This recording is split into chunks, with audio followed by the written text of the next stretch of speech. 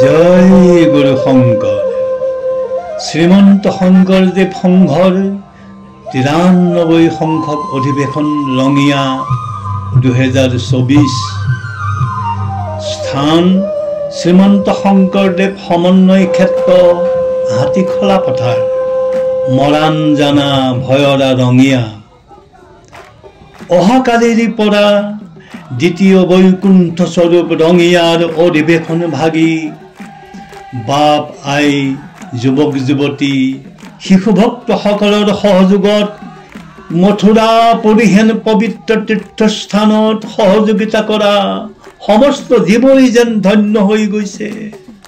এয়া বৈকুণ্ঠত কেৱল কৃষ্ণ নামৰ ধ্বনি, আকাশত কৃষ্ণ নাম, বতাহত কৃষ্ণ নাম, চাৰিওদিশে কেৱল কৃষ্ণ নামেৰে ৰঞ্জিত কৰি তুলিছে।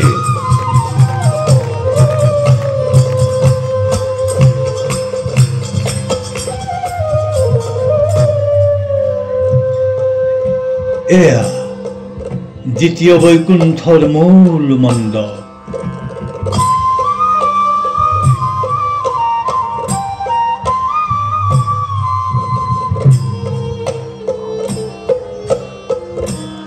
মণ্ডপৰ প্ৰথম দ্বাৰত সুন্দৰকৈ বাঁহেৰে সজাই তোলা হৈছে জুৰি হস্তিৰ তাত আৰু সুৰেৰে কল্পতৰ বৃক্ষজোপাক মেৰিয়াই ধৰা দৃশ্য অতি অতুলনীয়।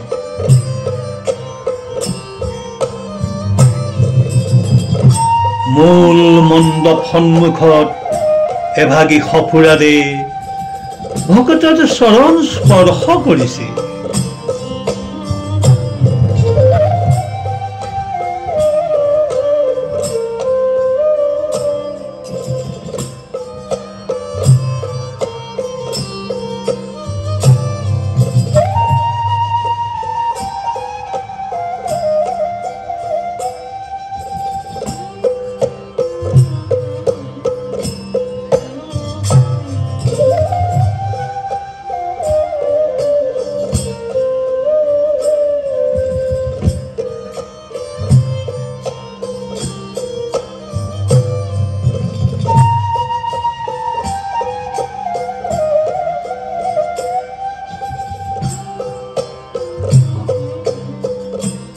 এই মণ্ডপতে সাহিত্য আৰু সাংস্কৃতিক বিভাগ প্ৰদৰ্শনেৰে অসমৰ বাৰে ৰহণীয়া কৃষ্টি সংস্কৃতি জয় জয়কাৰ কৰা হ'ব। মূল মণ্ডপত চিত্ৰশিল্পীসকলে চাৰিওফালে স্থাপত্য ভাস্কৰ্যৰে সজাই পৰাই তোলাৰ লগতে ভকতৰ বাবে আসনৰ ব্যৱস্থা কৰা হৈছে। সুন্দৰভাৱে কৰা হৈছে যাতে ভকতে অকণো কষ্ট নাপায়। এয়া কলিৰ দ্বিতীয় বৈকুণ্ঠ নামঘৰ মণিকূট, য'ত ভকতে বিচাৰি পায় অনাবিল আনন্দ, ভকতে ঈশ্বৰৰ সান্নিধ্য, ঈশ্বৰৰ নাম কীৰ্তন।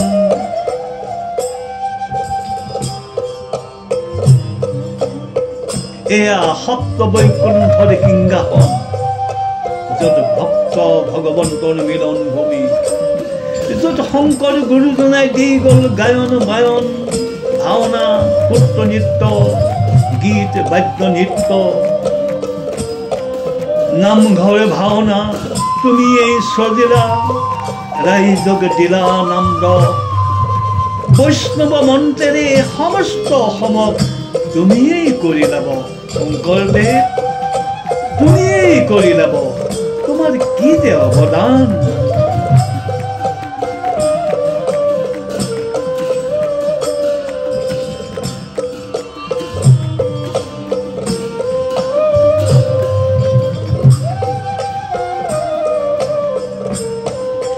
এয়া যি ধৰ্মই আমাক ধৰি ৰাখিছে সেয়াই ধ্বজ, সেয়াই নাম, সেয়াই আমাৰ নাম চিহ্ন বস্তু।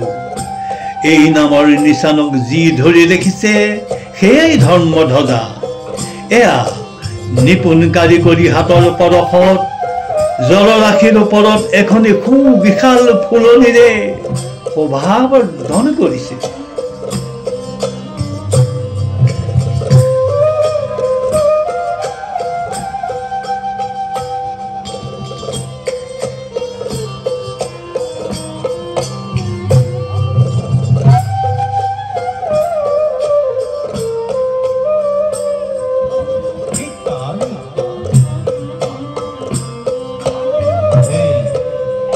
এয়া সেৱা বাহিনী।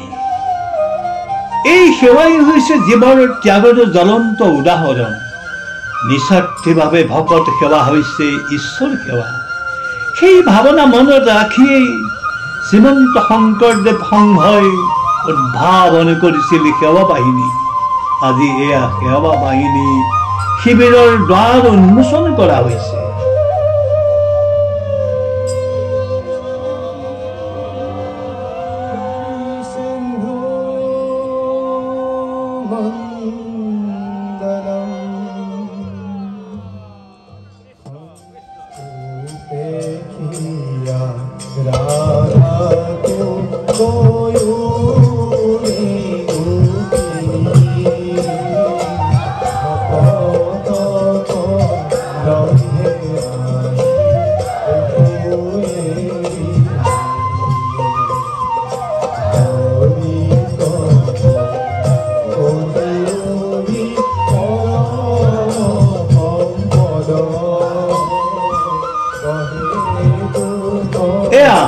সেৱা বাহিনীৰ শিবিৰৰ সন্মুখ ভাগত এভাগ গজেন্দ্ৰ সেইটো সুন্দৰকৈ সজাই পৰাই সেৱকসকলে চাৰিওফালে হাতে কাম মুখে ৰাম নাম ধ্বনিৰে এটা সুন্দৰ পৰিৱেশৰ সৃষ্টি কৰিছে।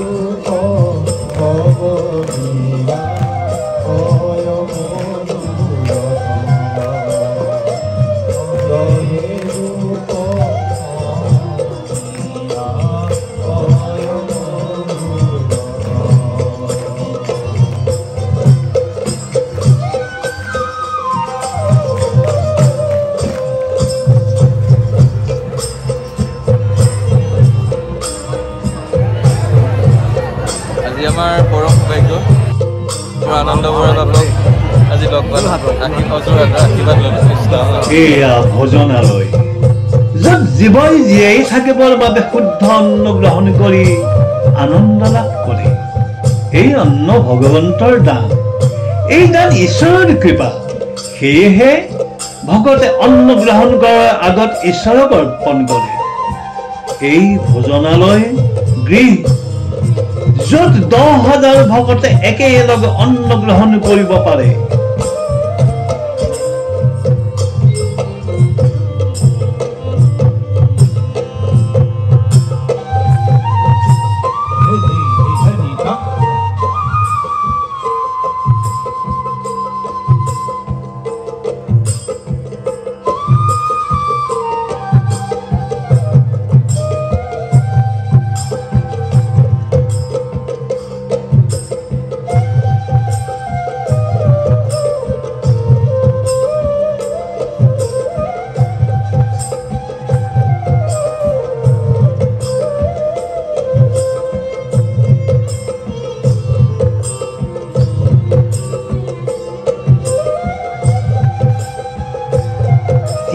চৌকাত বেলনীয়াসকলে একেলগে অন্ন প্ৰস্তুত কৰিব পাৰে।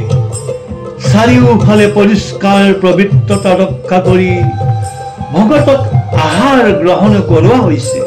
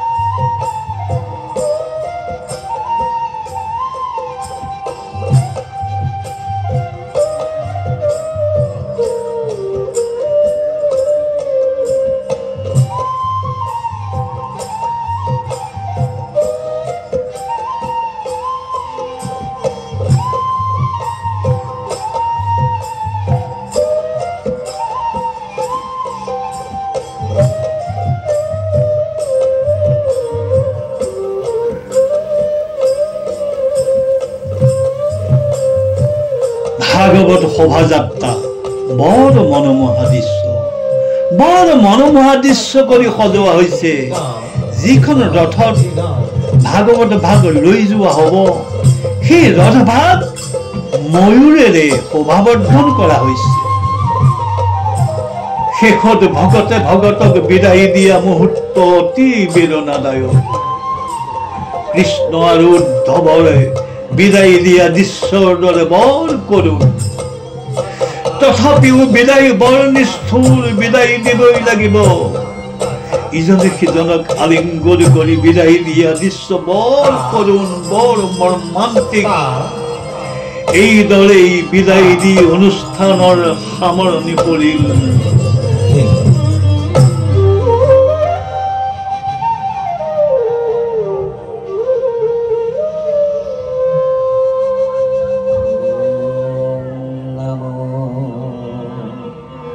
शंकर देवाय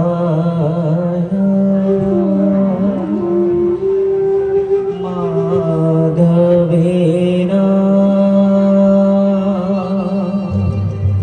समन्वितं